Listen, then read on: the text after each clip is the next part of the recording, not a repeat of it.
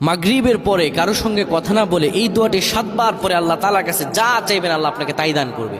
অভাবে আছেন, ঋণগ্রস্ত আছেন, মাথায় টেনশন, ঋণের বোঝা, বাড়িতে থাকতে পারতেছেন না, আল্লাহ সব আপনার পেরেশানি দূর করে দেবে ইনশাআল্লাহ। যদি আপনি আমলটি করতে পারেন, আমল মানুষের জীবন বদলিয়ে দেয়, আমল মানুষের জীবনকে পরিবর্তন করে দেয়। আল্লাহ তাআলা আপনার সব দোয়া কবুল করে নেবেন ইনশাআল্লাহ।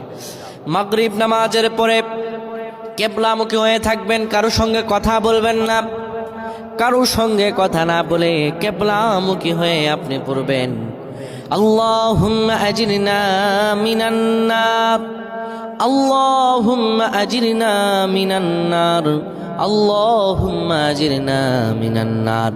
যদি এটি আপনি মাগরিব নামাজের পরে কারো সঙ্গে কথা না বলে পড়ে 7 বার পরে দুটি হাত তুলে আল্লাহর কাছে দোয়া করেন, আল্লাহ জাহান্নামের আগুন থেকেও বাঁচাবেন এবং আল্লাহ আপনার সব দোয়াগুলো কবুল আর মঞ্জুর করে নেবেন। আল্লাহুম্মা আমিন।